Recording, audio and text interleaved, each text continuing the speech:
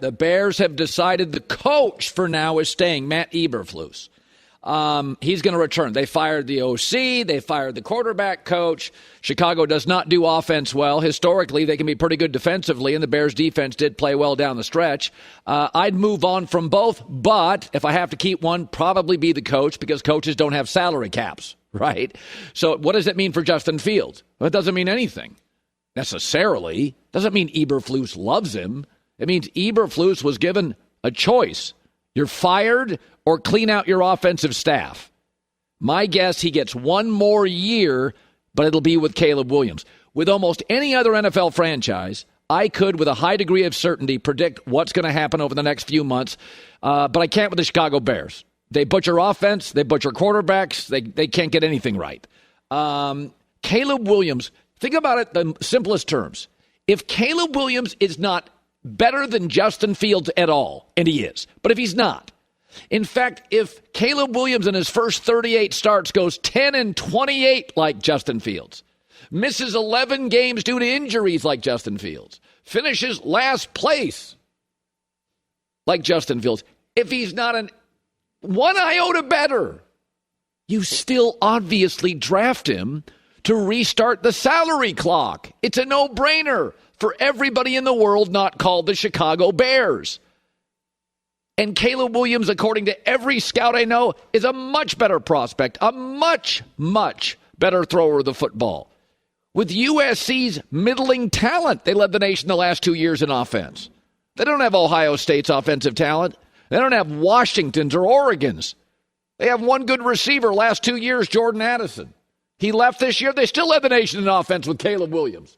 But if he wasn't better than Justin Fields at all, and if you could project he's going to go 10-28, you'd still draft him for the salary cap.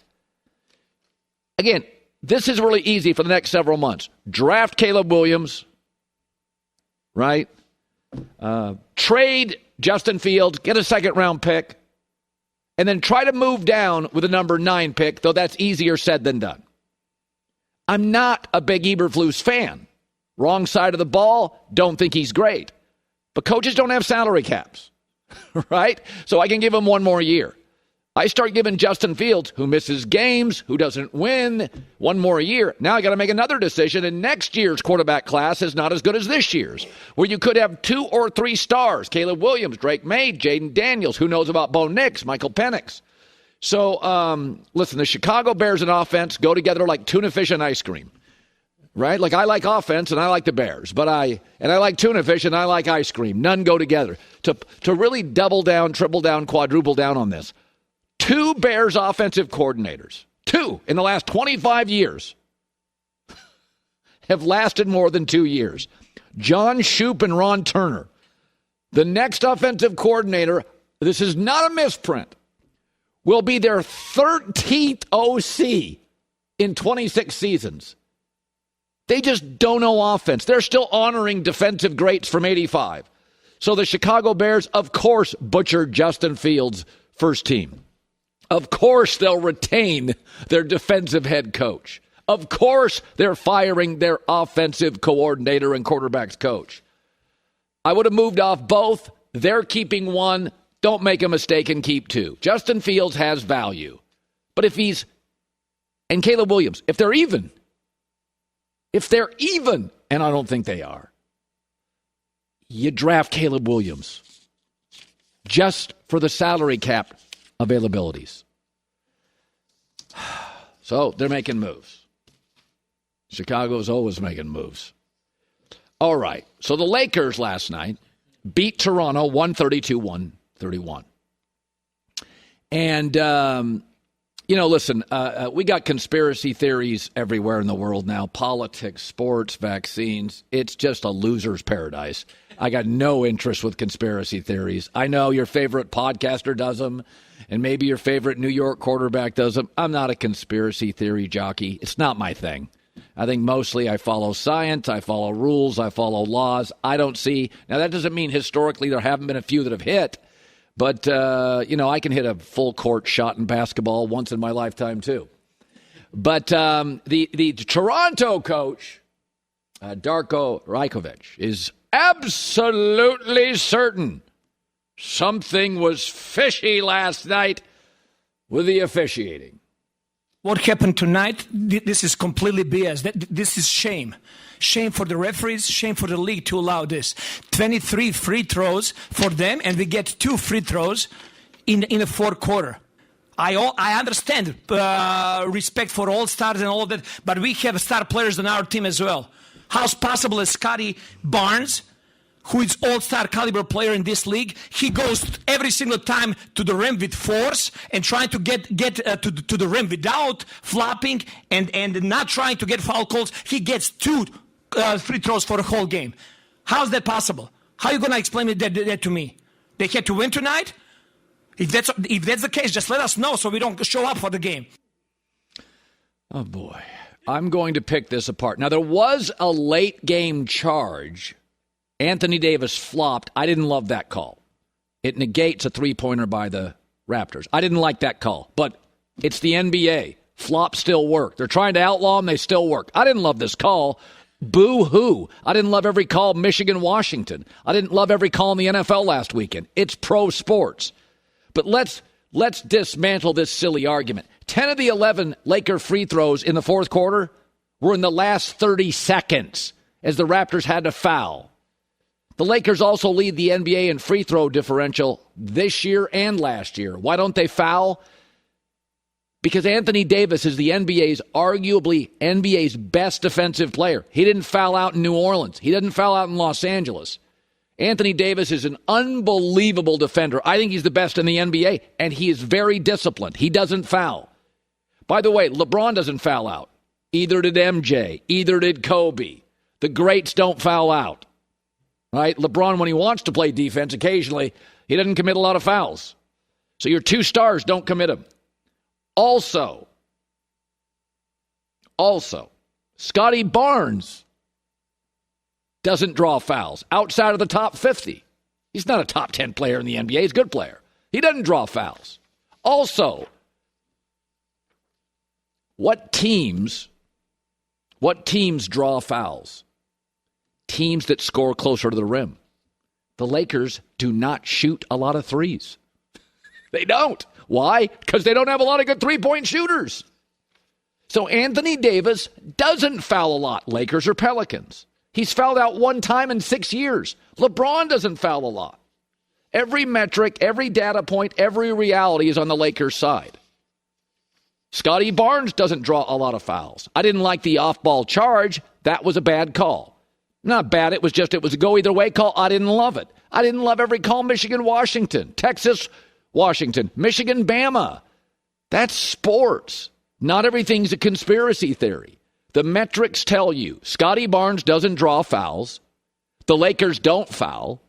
The Lakers don't shoot threes because they don't have good three-point shooters, so they score closer to the rim, meaning the Lakers get to the free throw line a lot. The more you shoot threes, generally, the fewer free throw attempts you get. I thought it was wildly entertaining after the game.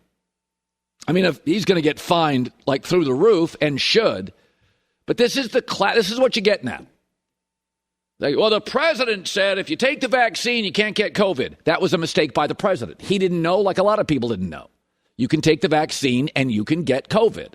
It does, however, help you in most cases, especially if you were overweight or older. So you can pick little parts of things and say, it's a conspiracy. People make mistakes. Presidents make them, doctors make them, officials make them, teams make them, GMs make them. We all make mistakes. Doesn't mean there's some vast conspiracy theory. The Lakers have the best foul differential in the league. Well, that's because they don't shoot threes and they score close to the rim and they do some bully ball. They're a big, powerful team, a lot of bully ball, and they don't shoot threes. Well, Scotty Barnes doesn't draw fouls. He's outside of the top 50. Well, LeBron never gets called for a foul. How many times did MJ foul out? Wilt, Kareem, Kobe, LeBron, Steph. They don't. Stars get the whistle. Just because a referee makes a mistake or it's a call that doesn't go your way, and I didn't like it. I don't like the flopping stuff. I've always understood flopping. D. Wade was great. There's an art to it. I don't think it makes you less of a man, less alpha. I think there's an art to basketball. Of all the sports, it's got the most artistic flair. It's an open canvas. Every player's jumper looks different. Every player has their own stylistic aesthetic. It's optics. Basketball is very unique. Football, there's one way to tackle. Most quarterbacks throw the same way, same mechanics. But one bad call doesn't mean the league is favoring the Lakers. The league has always leaned into the stars. Kevin Durant doesn't foul out. LeBron doesn't. Michael didn't. Kobe didn't. Wilt didn't. Jabbar didn't. Russell did. That's just the way it is. You let the stars get the whistle. So there you go. The Bears are doing Bears things. And when people lose to the Lakers, they're doing coach things, blaming the NBA. And you don't have to love the NBA, but when's the last time you watched a game and thought it was perfectly officiated? College football, college basketball, which you watch a lot of, NBA, NFL.